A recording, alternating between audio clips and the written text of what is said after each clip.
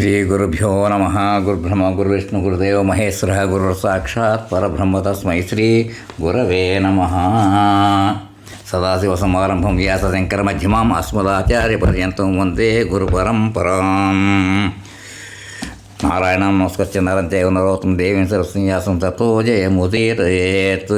కృష్ణం వందే జగద్గురు అపార కరుణాసింధు జ్ఞానం శాంతరూపం శ్రీ చంద్రశేఖరం ప్రణామం. శ్రీ గురుభ్యో మహాగణాధిపతే నమ. వచ్చిన సుందరకాండము ఎపిసోడ్ 5 చెప్పుకోవాలి.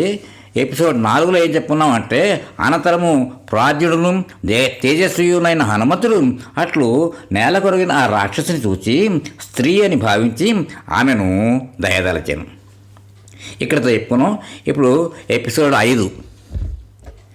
అప్పుడు ఆ రాక్షసి దిగులుపడి గర్వమును వీడి గదగద స్వరముతో వానర వీరుడైన హనుమంతుడితో ఇట్లు పలికెను.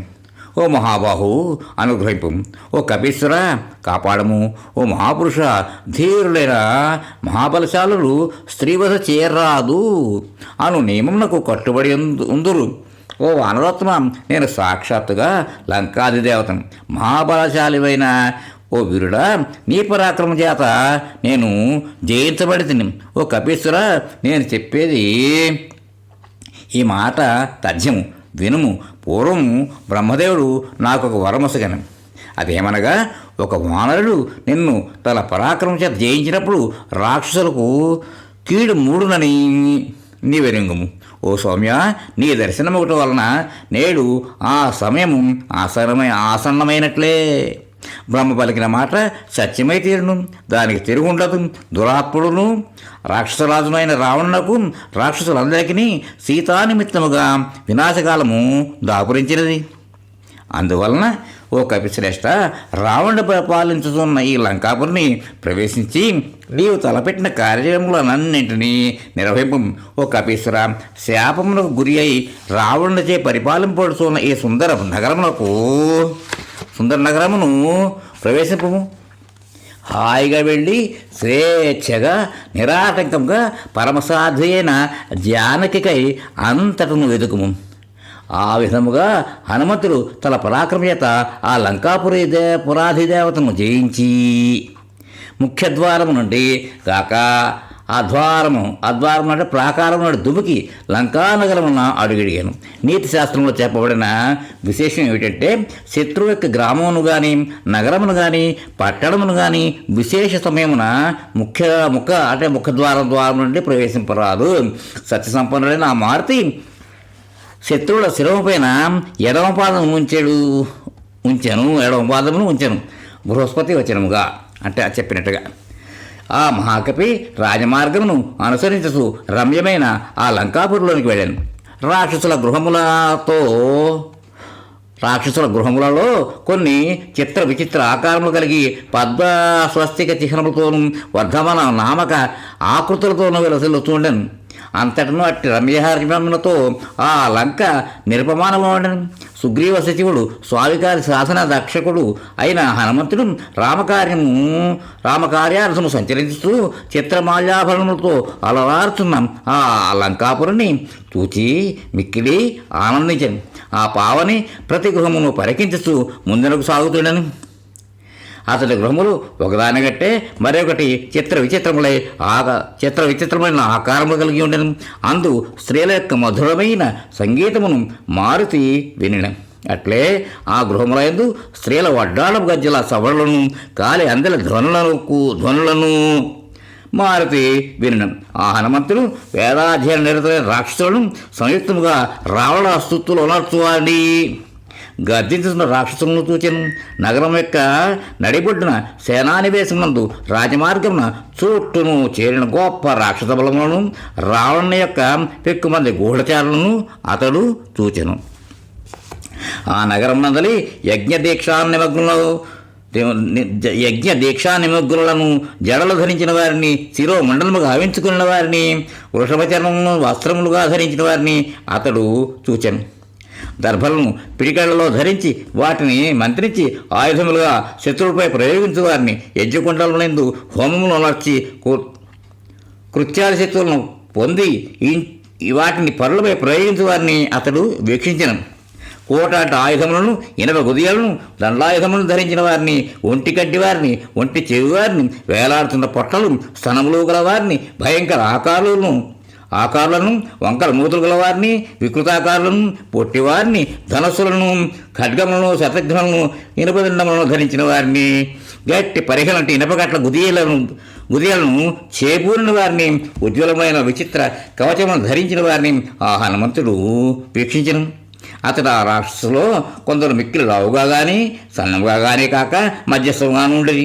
మరికొందరు పొట్టిగా కానీ పొడవుగా కానీ కాక సమముగా ఉండేది. కొందరు మిక్కిలు తెల్లని వారుగాను నల్లని వారుగాను కారు, అంతగా గూనివారును కారు, పొట్టివారును కారు. కొందరు వికృత రూపములను ధరింపగలవారు, కొందరు బహురూపములు గలవారు, కొందరు అందమైన వారు, మరికొందరు మిక్కిల తేజస్సు గలవారు నుండి ధ్వజములను, పతాకములను, వివిధములైన ఆయుధములను, బల్లెములను, వృక్షములను, పట్టిసములను, అడ్డగతులను, వజ్రాయుధములను ధరించిన వారిని, క్షిపణులను అంటే తెడ్లను, పాశములను చేబూరిన వారిని ఆంజనేయుడు గాంచెను.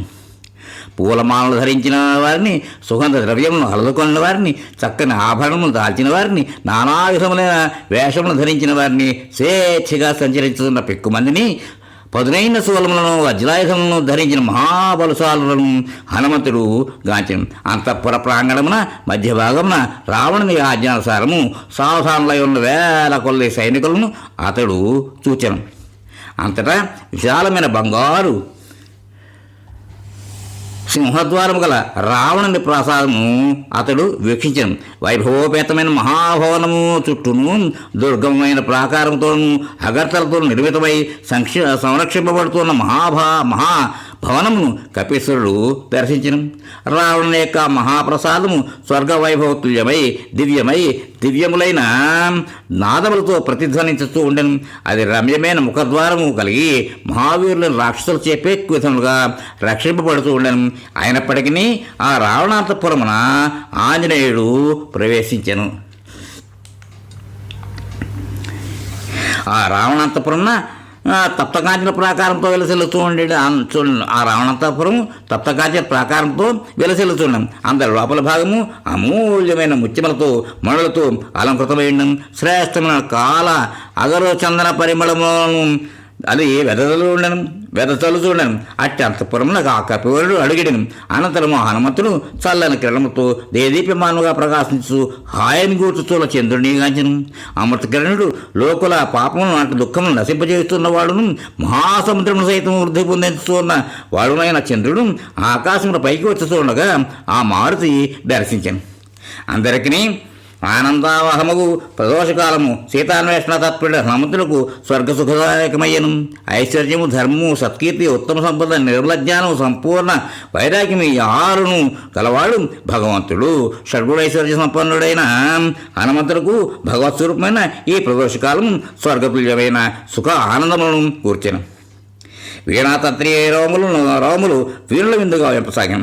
అనుకూలవతులైన స్త్రీలు పతులతో కూడి నిద్రించి చూడది. అట్లే మిక్కిలి అద్భుతమైన భయంకరమైన ప్రవృత్తి గల నిశాచరులు విహారంలో సలుపుతుండరి. ధీరుడు ప్రజ్ఞాశాలి అయిన హనుమంతుడు చూచిన గృహములలో కొన్ని మదిరాపానమత్తులై స్పృహను కోల్పోయిన వారిచే నిండి ఉండను. మరికొన్ని రథాసులను అంబారయలతో కూడిన గజములను కలిగి ఉండను. ఇంకనో కొన్ని వీరలక్ష్మి కలకల ఆడుతున్నాయి. ఆ గృహములలోని రాక్షసుల్లో కొందరు ఒకరినొకరు పరివేశించుకుంటుంటారు. బలసిన బాహువులను ఒకరిపై ఒకరు వేసుకుంటుంటారు. మదిరామత్తులైన వారు అధికముగా ప్రలాపలను కాల్చుతుంటారు. వారు పరస్పరం బెదిరించుకుంటుంటారు. మరికొందరు రొమ్ములు మెరుచుకుంటుంటారు. కొందరు తమ కాంతలపై తూలి పెడుతుంటారు. కొందరు బలమైన ధనస్సును అటు ఇటు తిప్పుతూ ఉంటారు. అట్టి రాక్షసులను మారుతి వీక్షించింది. ఆ భవనములలోని కొందరు కాంతలు అంగరాగాదులను అలదుకుంటూ ఉండేది. మరికొందరు నిద్రలోను దరహాసము చేస్తూ నిట్టూపులు విడుచుతూ ఉండేది. ఆ లంకాపురి ఏనుగుల ఘీంకారములతో నిండి ఉండెను. మిక్కిరి పూజ్యులైన సజ్జనులతోడను విరాజులు చూడను బుద్ధిశాలురు వివిధ విద్యల్లో ఆరితేరిన వారును చక్కగా వ్యవహరించేవారును ఆస్తికులను వివిధములకు స్వభావములు గలవారును చక్కని పేర్లు గలవారును ఆ నగరంలో కలరు. అట్టి ప్రముఖ రాక్షసులు మారుతీగాంచిన ఆ బుద్ధిశాలులు మిక్కిలి అందమైన వారు సద్గుణ సంపన్నులు తమ స్వభావములకు అనుగుణముగా ప్రవర్తించు వాసికెక్కిన వారు. అట్టి వారిని చూచి ఆ కపేరుడు ఆనందించను. ఇంకనూ వికృతాకారులు తదనుగుణంగా ప్రవర్తించే వారిని కూడా కొందరిని చూచెను. అనంతరం మారుతి శ్రేష్ఠ పురుషులకు తగిన సతులను ఇతరులను కూడా అతడ చూచెను. స్త్రీల కౌగిళ్లలో మునిగి ఉన్నవారిని ఆ కపివరుడు చూచెను. కామవికారంలోనైనా కొంతమంది తమ ప్రియుల ఒళ్ళలో చేరి వారిని ఆనందింపజేస్తుంటారు. అట్టి వారిని దీశాలిని హనుమంతుడు చూచాను. అతడి స్త్రీలలో కొందరు మేలి ముసుగులు లేనివారై బంగారు తీగల వల్ల మెరిసిపోతుంటారు. మరికొందరు వివిధ రీతుల్లో ప్రకాశించుతుంటారు. కొందరు సుందరాంగులు ప్రియా విరహతాపములకు లోనైండ్రి. అట్టి లతాంగులను ఆ మారుతి గాంచను. అనంతరము మనసులకు ఆహ్లాదము కూర్చుతున్న ప్రియులను పొంది మిక్కిలి ఆనందమును అనుభవిస్తున్న సుందరీమణులను కపివరుడు చూచాను. ఇంకనూ మిక్కిలి మనోహరముగా ఉన్న స్త్రీలు ఇంకనూ చంద్రకాంతలు విరచినటువంటి అచ్చటి స్త్రీల ముఖములను వంకరగా ఉన్న కనురెప్పల నేత్రములను మనోహరముగా ఉన్న వారిని ఆభరణ పంక్తులను అతడు చూచాను. కానీ మిక్కిలి సౌందర్యవతియు ధర్మమును అనుసరించి రాజవంశములను ఆవిర్భవించినదియు వికసించిన లతవలే రూప సౌభాగ్యము కలదియు అయోనిజియు కోమలాంగియు అయిన సీతాదేవిని మాత్రము అతడు చూడలేదు. అవిచ్ఛిన్నమైన ధర్మ మార్గమును ప్రవర్తించినట్టుదీను రాముని ఎడబాటు కారణంగా దుఃఖితి అయి ఆయన దర్శనముకు ఎదురుతెన్నులు చూచుతున్నదీను శ్రీరాముని యొక్క పవిత్రమైన మనస్సునందు స్థిరముగా నిలిచి ఉన్నట్టుదియు నారీరత్నంలో అత్యుత్తమరాలను అయిన సీతాదేవిని మాత్రము అతడు దర్శింపలేదు. శ్రీరాముని విరహముచే పరితపించుతున్నది కన్నీరు మున్నీరుగా విలపించుతూ గదగద కంఠముతో ఒప్పుతున్నది లోగడ మేలైన బంగారు కంఠాభరణములు ధరించుతున్నట్టుదియును అందమైన కనురెప్పులు గలదియు మధురమైన కంఠస్వరం మొదలైన లక్షణములు గల సీతాదేవి మాత్రము కనబడలేదు. ఇక్కడితోటి ఎపిసోడ్కి విరామిద్దాం, తర్వాత కంటిన్యూ చేద్దాం. స్వస్తి.